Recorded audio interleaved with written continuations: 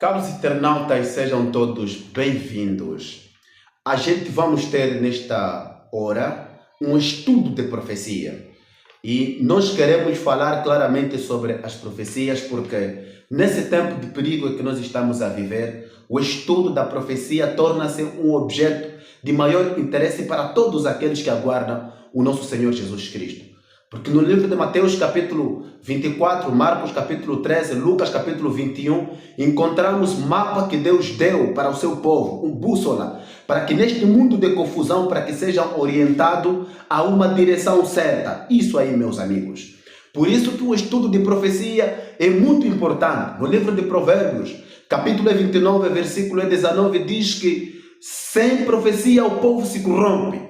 Então, não havendo profecia neste mundo de confusão, o povo vai se corromper, vai pecar contra Deus e todas as suas esperanças para a vida eterna, elas sucumbirão. Queridos irmãos, hoje vamos aqui estudar sobre Apocalipse capítulo 13 e vamos encontrar o seu cumprimento literal. Nós em Apocalipse capítulo 13 encontramos duas bestas, uma que emerge do mar e outra que emerge da terra e a imagem da besta. Uma representando o catolicismo que emerge do mar e a outra que emerge da terra representando os Estados Unidos da América e a imagem da besta representando o protestantismo apostatado. Esses três poderes nos últimos dias vão se unir para poder trazer uma crise qual nunca houve na face da terra. Isso aí, meus amigos. E eu quero me focar diretamente na segunda besta, a besta que emerge da terra e esta besta que representa os Estados Unidos da América. A ação que os Estados Unidos da América vai desempenhar nesses últimos dias para empurrar uma agenda do decreto dominical para poder trazer uma angústia qual nunca houve. E eu gostaria de dizer que esses eventos, queridos irmãos, já estão a acontecer. Bem, o que nós vamos falar aqui são alguns pontos que já aconteceram desde a eleição. Enquanto que eu estava analisando como é que as coisas começaram, eu me veio em mente, mas por que nós não precisamos dar atenção? Porque o fundamento se está mal, então todas as coisas vão mal. Sim, meus amigos. Este é o ponto que eu quero falar aqui com vocês.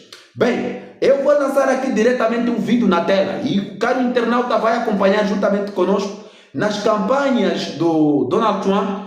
Enquanto que ele estava a falar, falou umas palavras muito importantes e me chamou muito a atenção e eu quero aqui, queridos irmãos, trazer um ponto para a gente podermos ver onde as coisas estão a ir, como começaram e como eles estão a se desenvolver.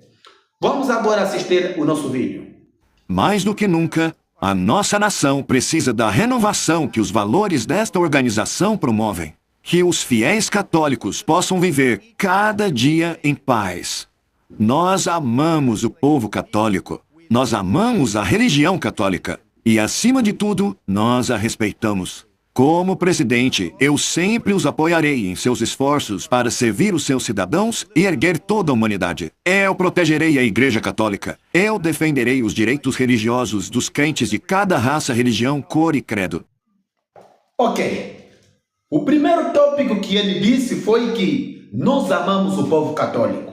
No livro Grande Conflito, capítulo 31, nós encontramos ali que os protestantes ensinavam seus filhos a odiar o catolicismo. Meus amigos, os Estados Unidos da América é um país protestante e os Estados Unidos da América é um país produto do protesto.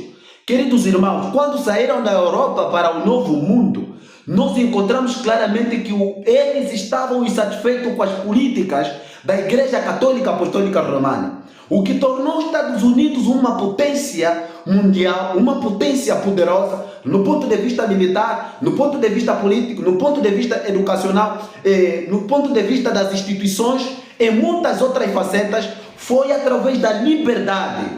Meus irmãos, eu me surpreendo nesses últimos dias, vendo este presidente abertamente falar essas palavras, que se fosse proferido nos primeiros anos dos Estados Unidos, acredito que este presidente poderia ser desapossado da sua posição. Mas claramente nós estamos a ver o que a palavra do Senhor disse, que os Estados Unidos da América falaria como cordeiro, mais tarde ou cedo ele poderia falar como dragão. Sim, meus irmãos.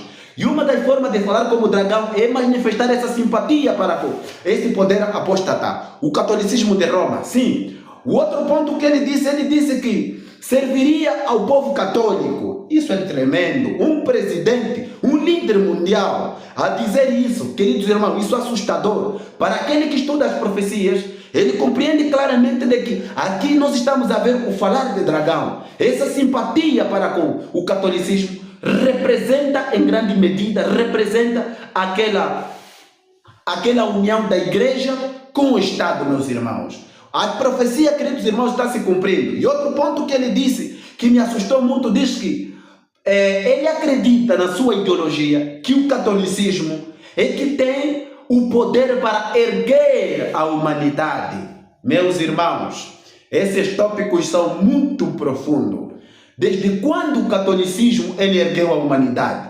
No princípio dele, no ano de 538, ergueu a humanidade durante 1260 anos em que ele reinou. E nós conhecemos que foi um reinado das trevas, na Idade Média. Como é que o mundo se comportou? Mas como é que os protestantes dos Estados Unidos da América vai cerrar os olhos para a história e olhar esses aplausíveis argumentos para poder acreditar? Eu quero vos dizer aqui, queridos irmãos, de que a profecia ela está a se cumprir. O que Cristo falou é tudo verdade, meus amigos. O tempo está no fim. Tarde ou cedo, queridos irmãos, uma lei dominical será aprovada. Então, vamos passar para o segundo clipe. Diga-me, por que você decidiu que era importante estar aqui e que mensagem Kamala Harris está enviando para os eleitores católicos ao não estar aqui? Bem, acho que estou honrando a Igreja Católica e você sabe que eu sou um apoiador de longa data e estou surpreso que ela não está aqui. Acho que, primeiramente, em muitas décadas, na verdade, ao perder isso como candidata, sempre foi uma tradição. Então estou feliz apenas que os católicos vão votar para Trump agora. Mas, não olhe, eu tenho um relacionamento especial com a Igreja Católica e eu acho que foi muito importante estar aqui, sim. Eu tenho notado em suas postagens nas redes sociais, em seus comícios, que você está falando sobre Maria, você está postando Feliz Aniversário Ave Maria, uma oração de São Miguel para afastar o mal, é dizer aos eleitores algo sobre sua jornada espiritual? O que é isso? Não, eu não acho, então é simplesmente lindo para mim. Quero dizer, eu olho para a coisa toda, as palavras e as fotos são tão lindas e sim, eu coloquei algumas coisas e outra pessoa me fez a mesma pergunta e realmente acho muito bonito. O Papa foi questionado sobre sua candidatura e Kamala Harris e ele instruiu os eleitores católicos a votarem no mal menor. Quem você acha que ele quer dizer e por quê?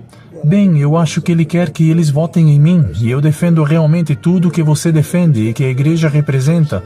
E ela não, ela é um tipo muito diferente de pessoa, ela é marxista. O pai dela era marxista e ainda é marxista. E eles não gostam muito de religião, vou te contar. Eu não estou apenas falando da religião católica, estou falando de qualquer religião. Todo o Partido Democrata realmente foi esquerda radical e eu sou o oposto. Sou totalmente a favor da religião e também gosto muito da Igreja Católica. Ponto.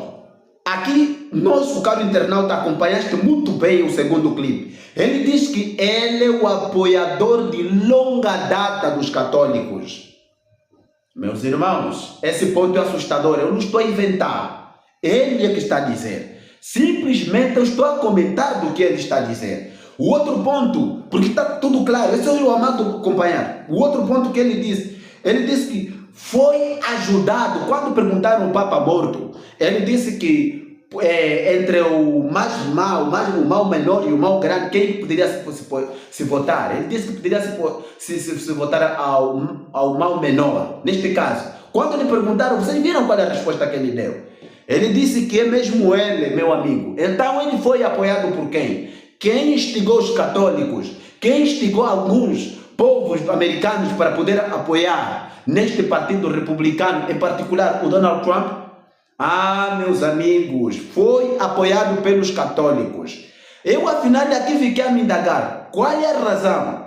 Por que essa profunda simpatia? A que se deve esta simpatia? Meus amigos, eu aqui entrei no site. Este site é muito importante e eu quero, meus amigos, vou deixar o link na descrição. Você pode conferir este link. Este site é denominado por 7 margens. Ali tem uma coisa muito importante que eu gostaria que você pudesse acompanhar. O título diz que os católicos de Trump e o Evangelho. Os católicos de Trump e o Evangelho. Olha só uma nota interessante. Olha só aqui embaixo O que lá está escrito? Olha só, meus amigos, diz que o presidente foi ensinado nas instituições da Universidade de Jesuítas durante 2 anos. E esse ponto me chamou muito a atenção. Afinal de contas, por que ele foi ensinado nas escolas dos jesuítas?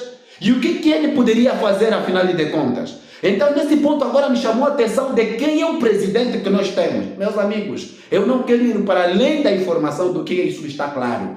Meus amigos, é que esse presidente tem uma agenda dos jesuítas. Sim, meus amigos, ele é um jesuíta. Sim, eu não estou a inventar, mas aqui está. Se está errado, então é a própria mídia que está a publicar. Mas está claro, meu amigo. Afinal de contas, então vamos ainda cavar um bocado para nós entendermos qual é a missão dos jesuítas. Para nós podermos entender então qual é a missão do presidente dos Estados Unidos da América e quanto que está com as rédeas do governo mundial. Meus amigos, eu não fui muito distante. Eu entrei diretamente no chat GPT. Você imagina, ali encontrei revelações estupendas, revelações assustadoras, bombásticas. Olha só o que eu achei, meus amigos.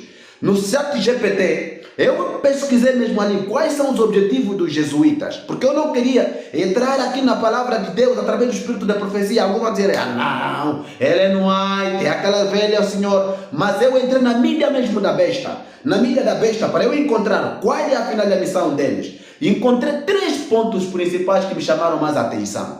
E lá tem vários, mas os 3 foram principais e concordam com aquilo que a palavra do Senhor diz. Olha só, o primeiro tópico que eu encontrei no chat GPT foi educação e formação intelectual. Oh, meus amigos, olha só ali, vamos continuar a ler. Os jesuítas criam escolas, colégios, universidades pelo mundo para educar, formar líderes e defender a fé através do conhecimento. Ei, meus amigos, esse tópico é muito importante.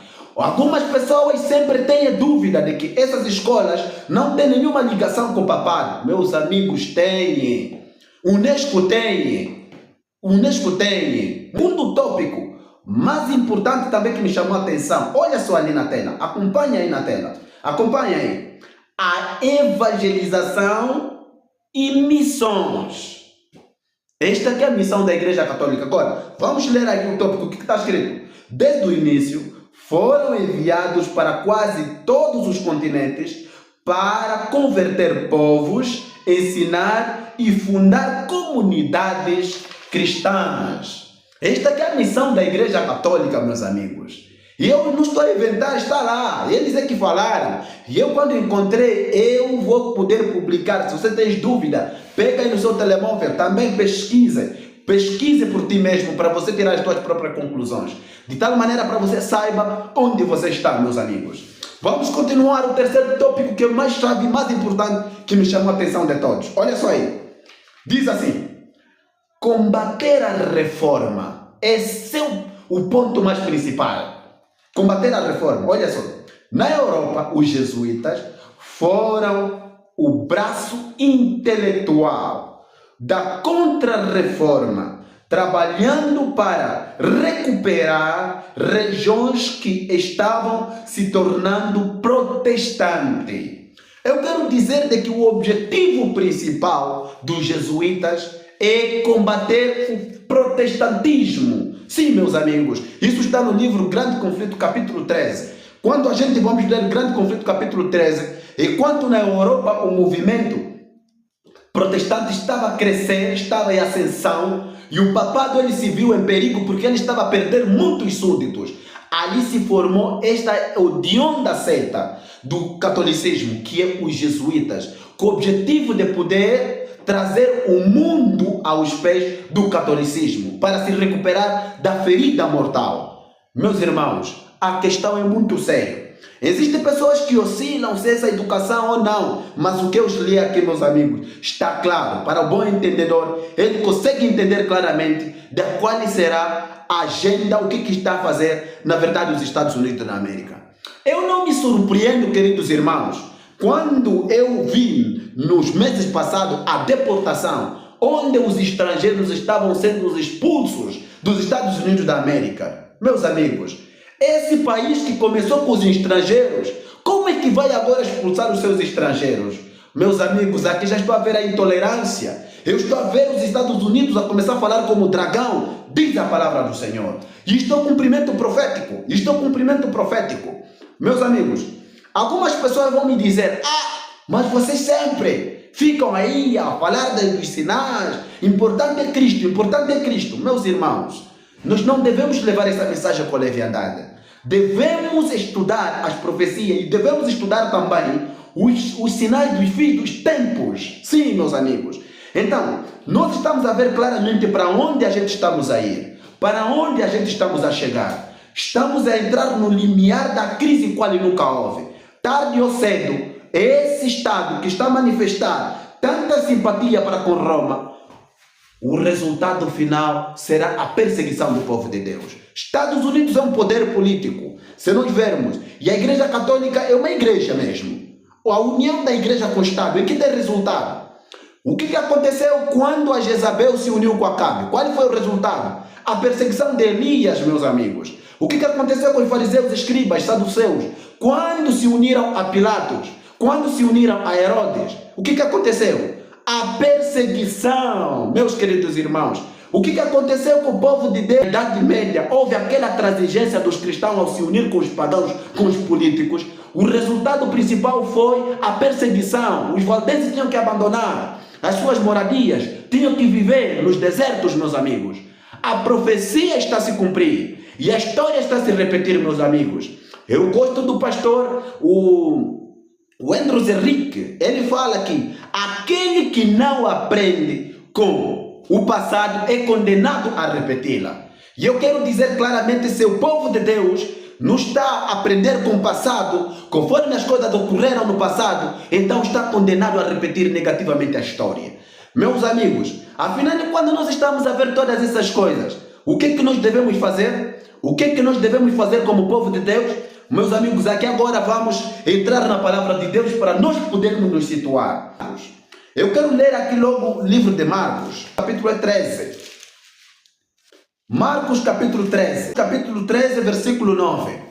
Jesus Cristo, ele aqui falou inúmeros sinais. Falou de terremoto, falou de fome, falou de falsos profetas, falou de guerra, falou de rumores de guerra, falou de todos esses sinais. Afinal, quando nós estamos a ver todos esses sinais, qual deve ser o nosso objetivo? Qual deve ser a intenção do povo de Deus?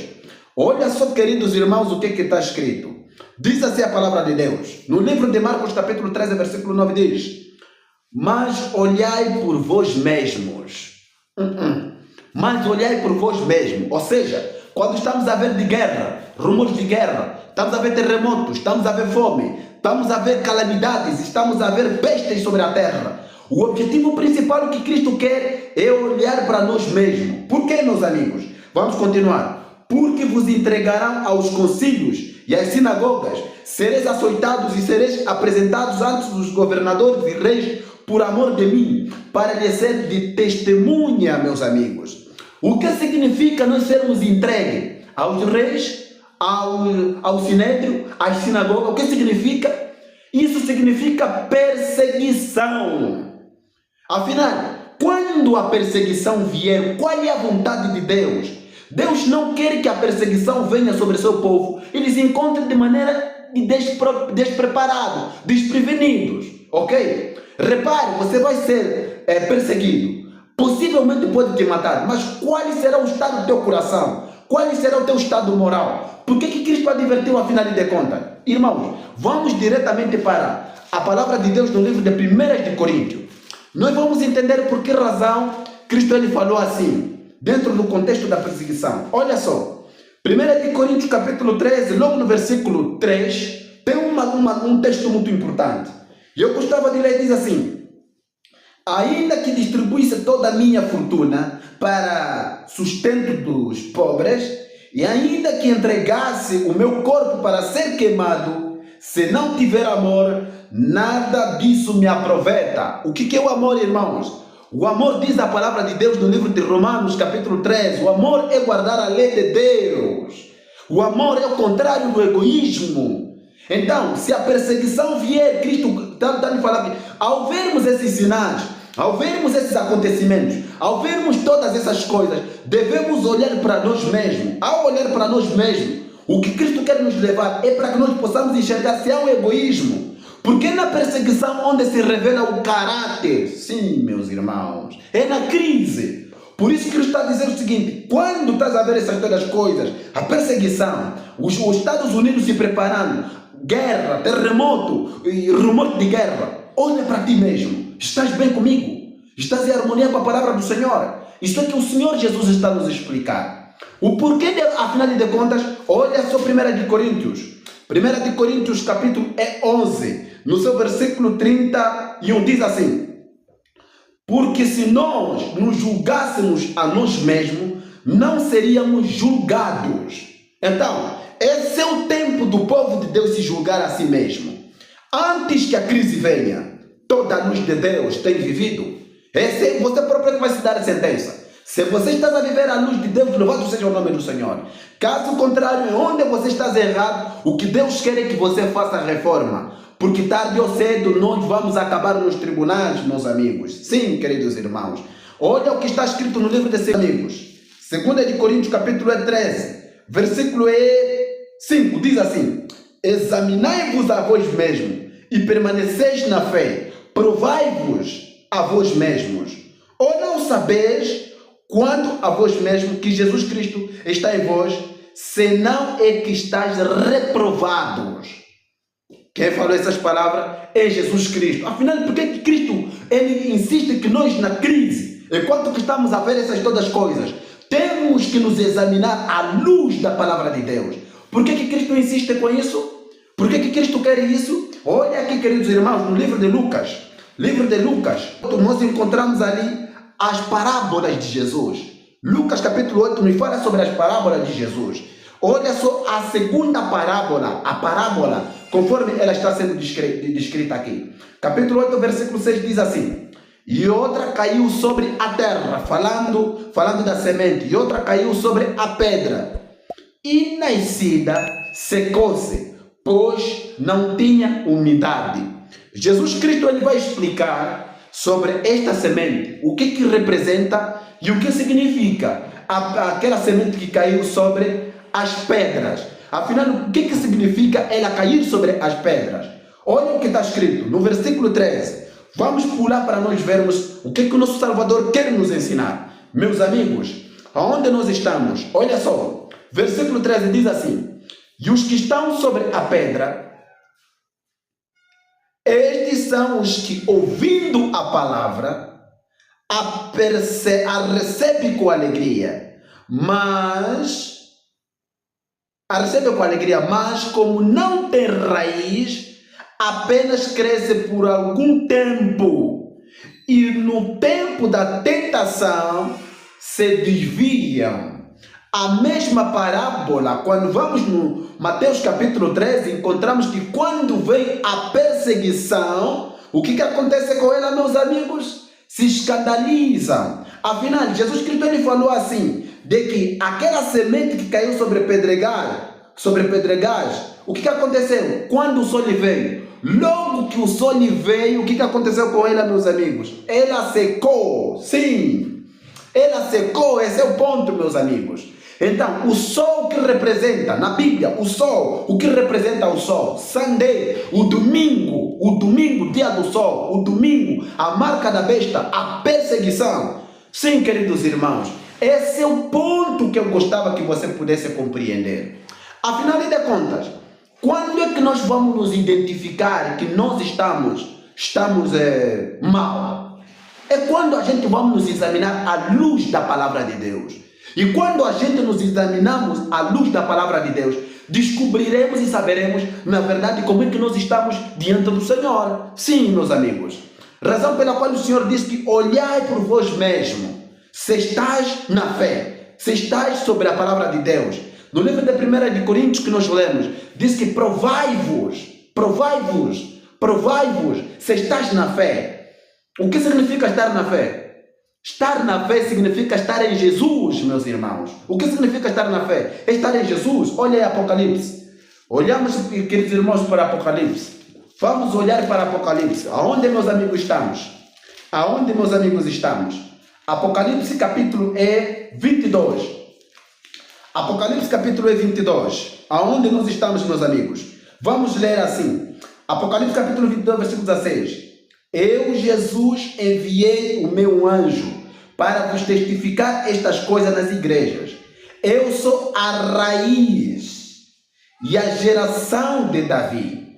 Ok, ponto. No livro de Lucas capítulo 8, no versículo 13, encontramos que aquela semente que caiu sobre a pedra, representa aqueles que ouvem a palavra, a recebem com alegria, mas é por pouco tempo, porque não tem raiz. Esse é o ponto, porque não tem raiz, são de pouca duração, e quando vem a perseguição, quando vem a provação, quando vem a tentação, essas pessoas se escandalizam. Afinal de contas, que tipo de tempo, que tempo para eles descobrirem que não tem raiz? O que significa raiz? O que significa não ter raiz? É Apocalipse capítulo 22, versículo 16, esse é o ponto. É Apocalipse capítulo 22, versículo 16, esse é o ponto. Diz assim: eu, Jesus, enviei o meu anjo para vos testificar estas coisas nas igrejas. Eu sou a raiz. Vamos entender, queridos irmãos, a profundidade desse texto. Sim, meus queridos. Eu sou a raiz e a geração de Davi, a resplendente estrela da manhã. Ele diz: eu sou a raiz, a geração de Davi, a resplandecente estrela da manhã. O que significa estrela? Apocalipse capítulo 1, versículo 20. Estrela significa anjo. Oh, meus irmãos, o assunto é muito sério. É anjo, mensageiro. Em Apocalipse capítulo 14, versículo 6 até o versículo 12, nós encontramos anjos de Deus. Encontramos um anjo que proíbe a adoração dominical. Por que aquela semente se secou? Porque não tinha raiz. E a raiz representa Jesus.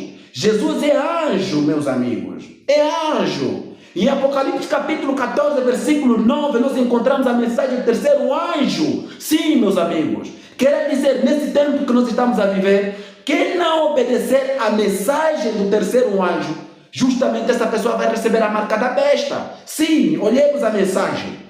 Olhemos a mensagem de Apocalipse capítulo 14.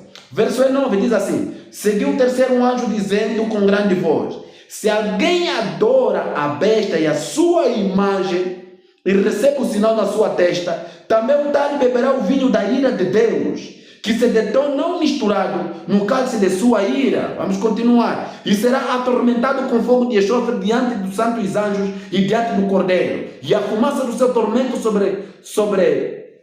sobe para todo sempre. E não tem repouso, nem de dia nem de noite. Os que adoram a besta e a sua imagem, e aquele que recebe o sinal do seu nome. Aqui está a paciência dos santos, aqui estão os que guardam os mandamentos de Deus e têm a fé de Jesus. O que significa, afinal de contas, guardar, receber o sinal da besta? Meus amigos, eu quero fechar com esse tópico. Porque o tempo, queridos irmãos, que nós estamos a viver é um tempo muito sério. E todo o povo de Deus é chamado para examinar as escrituras sagradas. Vamos frasear, queridos irmãos, a questão antes de eu encerrar. Aquela semente que caiu sobre pedregais, quando veio o sol, o que fez com ela? Se secou. Se secou por quê? De acordo com a explicação de Jesus, porque não tinha raiz. Apocalipse capítulo 22, versículo 16. Quem representa a raiz? Raiz é Jesus. A resplendente estrela da manhã, estrela, anjo. Em Apocalipse capítulo 14, nós encontramos o terceiro anjo a proibir a adoração, a proibir o culto dominical, o culto de receber da marca da besta, o culto ao catolicismo. Sim, meus amigos. Então, quando se desobedece essa mensagem, a nossa condição ficará como aquela semente que estava sobre pedregais, e quando o sol veio, morreu. Está a entender? que nesse tempo de crise, a segurança do povo de Deus se encontra em guardar a mensagem do terceiro anjo, meus irmãos. Para não receber o sinal da besta, a sua marca, para não adorar a besta. Sim, meus irmãos. O que significa adorar a besta? Vamos terminar com esse tópico.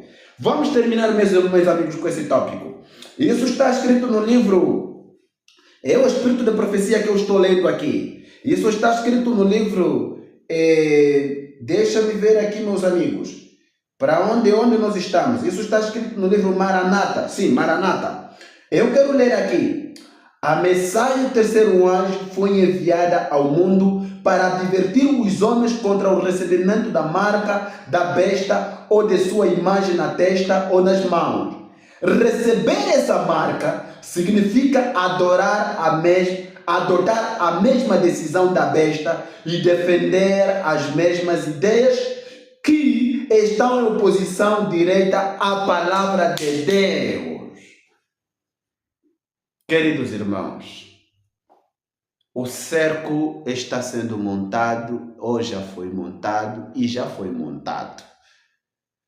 A única coisa que o catolicismo, o papado, os poderes do inferno, eles estão à espera a ordem do Senhor para mandar os seus anjos te retirem a mão. E como será a tua vida? Deus nos deu mensagem da vida no campo, a mensagem da educação verdadeira, a mensagem para poder nos preparar para que o povo de Deus esteja em pé naquele último grande dia. A milha da besta, ela está a nos dar a oportunidade para nós podermos falar dessas verdades. Antes que seja tarde demais, antes que nos tire a oportunidade, antes de nós perdermos esses privilégios, Deus quer falar profundamente ao seu coração. Examina-te, analisa-te, vê se está a viver a verdade. Para de você criticar esse irmão, fala isso. Pega a Bíblia, meu amigo. Pega o Espírito de Profecia, meu amigo. Estude por ti mesmo. Analise se você está bem com Deus. Esperamos, queridos irmãos, no inverno no outro vídeo. Até aqui, graças a Deus, o Senhor nos ajudou. Se inscreva no canal, partilhe este vídeo. Se quiser apoiar este ministério, é só comentar. Então que o Senhor venha te abençoar. Graça e paz.